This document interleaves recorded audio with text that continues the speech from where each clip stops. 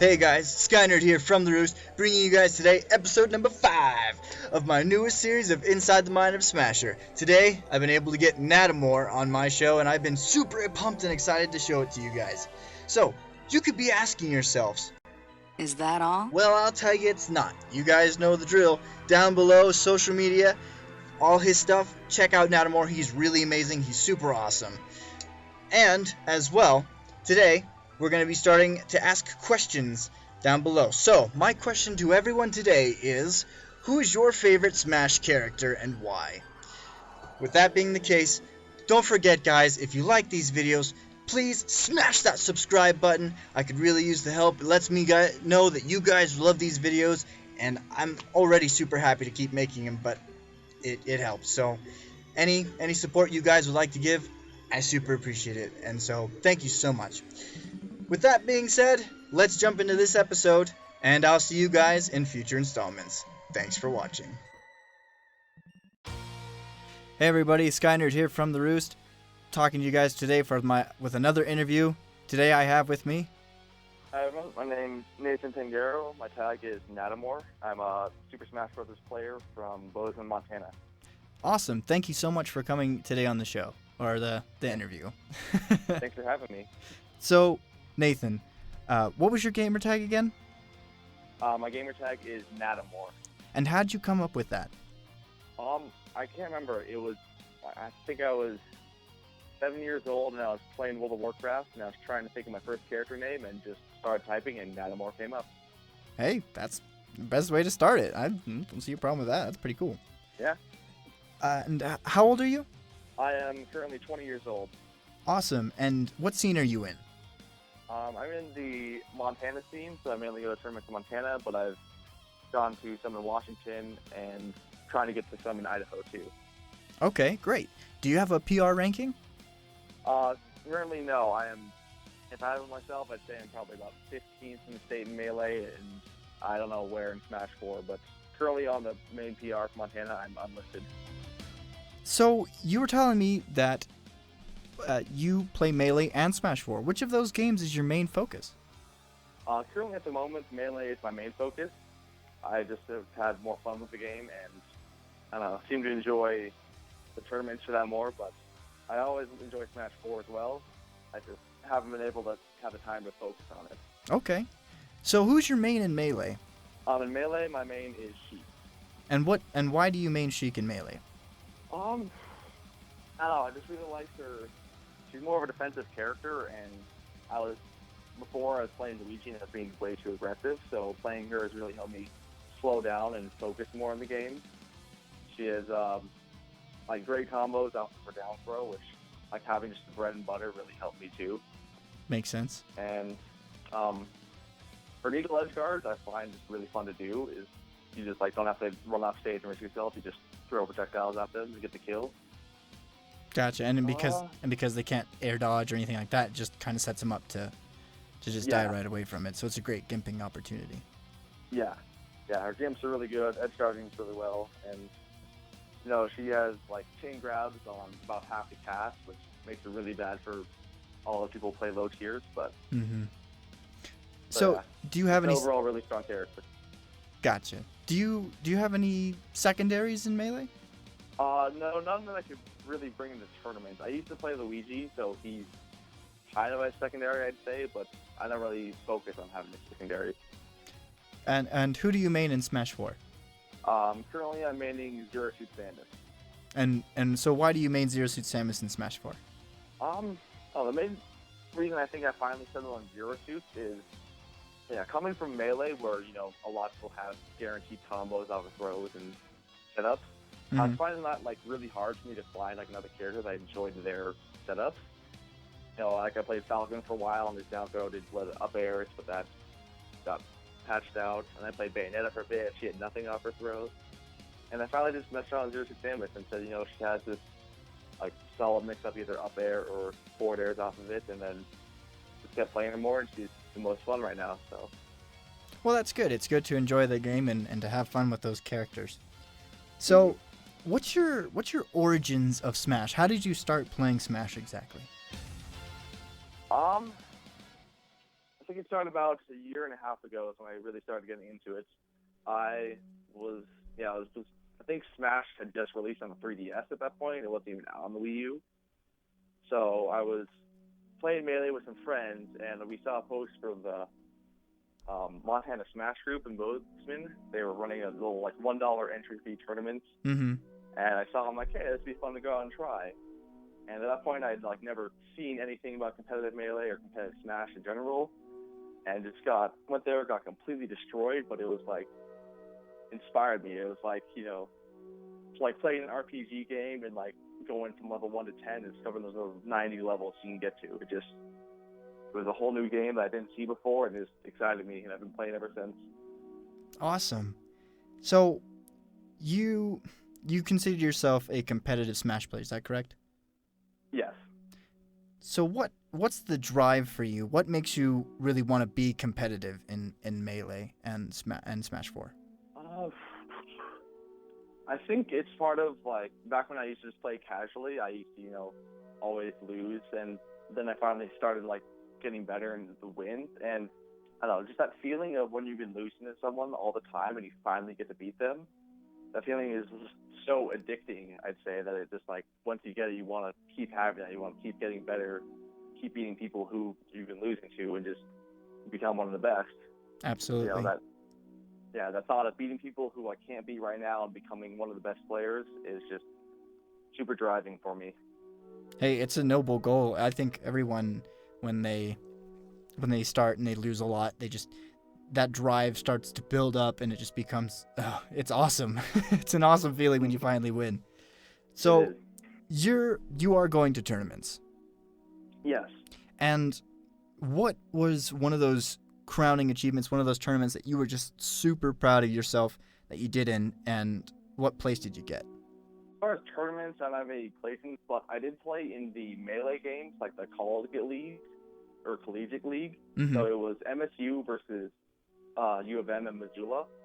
It was back in March. We were playing, and I was the opener, and I was getting to warm up against the opener for Missoula. Rabbi on Fire was his tag, and he played Sheik as well. I'd never played a Sheik before. So we warmed up against each other for like an hour, I'd say, just playing friendlies, and I just couldn't beat him during those friendlies. No matter what I tried, he always 1 or 2 stocked me. Then we go to actually play the crew battle. We start off against each other, and I somehow pulled out and beat him. And I've never felt better doing that. I was for sure he was going to beat me. I'd been losing for over an hour at that point. And then when it came time to step up and prove myself, I did. I won. So, a lot of us, when we go to tournaments, a lot of newer players, a lot of even pro players, they, depending on the tournament and depending on location, a lot of them have jitters. They get that, tournament jitters. Have you ever had anything like that? Do you have a struggle that you kind of have to work through as you're going through bracket? Yeah, I definitely have the tournament jitters pretty bad, especially when I play against someone like who I know is better than me. It's just like I kind of get nervous, hands are, shaky, and it becomes a struggle. It's hard to beat, but I have to tell myself it's like, if they're better than me, then they have more to lose than I do.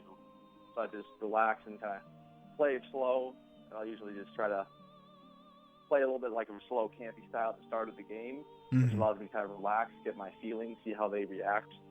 Yeah, it still will happen sometimes. I'll play against someone, if they start to bot me and start getting the stock lead, I'll get super nervous, but I don't know if I have a real method for doing it. I just will kind of just tell myself, calm down, and it'll work most of the time. What's your thoughts on music, listening to music during gameplay? I find it helpful for me. I kind of listen to, it depends on the mood I'm in. If you listen to like hard rock or like some like techno party music, which are weird ones. No one else listens to that, but I find it's worth trying out because, a lot of people find it super helpful just because you can kind of if you have a like set of music, it'll have a similar rhythm and you can kind of follow that. Mm-hmm. But yeah, it doesn't work for everyone, but I found it helpful for me. That makes sense. So, we talked about a struggle that you have, and that would be just a psychological kind of thought, like a psychological kind of struggle. And it's basically when you're against higher level caliber players. So, what is a strength that you have that you use in tournament brackets, getting up? What do you think that you do really well in tournament? think for a second about that. Something I think I do really well is in tight, like, close situations, I find myself able to really, like, come out on top. If it's like down to like a last hit scenario, I can usually somehow calm myself down and be able to slow down and just kind of look at the end and say, okay, like, wait for them to do a bad approach and punish it. Which I find that's like some of the times people are most nervous. Think about what happens if I win, what happens if I lose. Mm-hmm. And during that time is when I somehow feel the most comfortable. That makes sense. I can see that. So you capitalize on that situation when people are nervous last hit kind of thing. You're able to get yourself in there, get the mentality of, hey, listen, they're freaking out. I'm going to take advantage of this, and then I'm going to punish them for it, basically. Yeah, exactly. So, what's your future plans for Smash? What exactly do you want to do with that? Well, I currently have my own YouTube and Twitch channel that I kind of focus on. Mm-hmm. So I'm working on getting on the PR for both Melee and Smash 4, and kind of want to do that. I kind of want to go to as many tournaments as I can, make as many videos as I can, and become sort of maybe like a top 5 player in my region, but also just kind of does the content for the game. That makes sense. What's your Twitch channel called? My Twitch channel is at twitch.tv/Nadamoor. And when do you stream?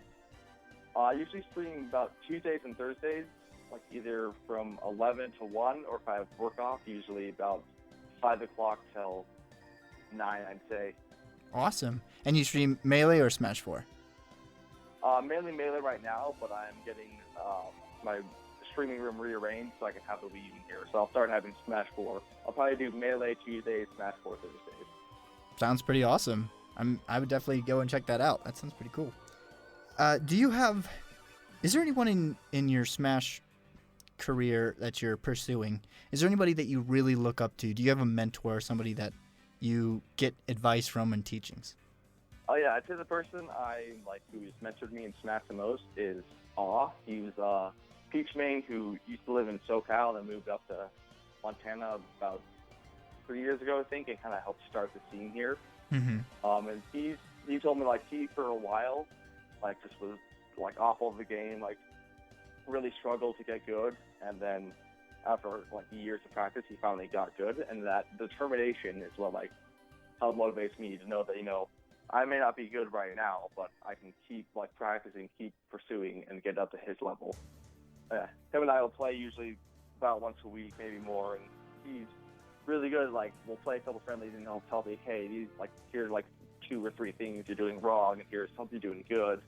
Kind of keep your eyes out for that. And about every time I play with him, I feel the next day I'm just doing twice as good as I was doing the day before.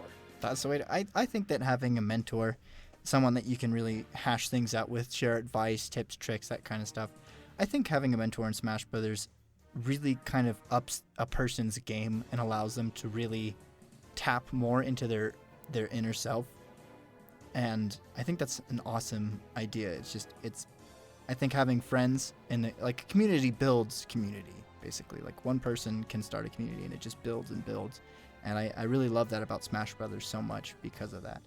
To finish up our interview today, do you have any advice for newer Smash players?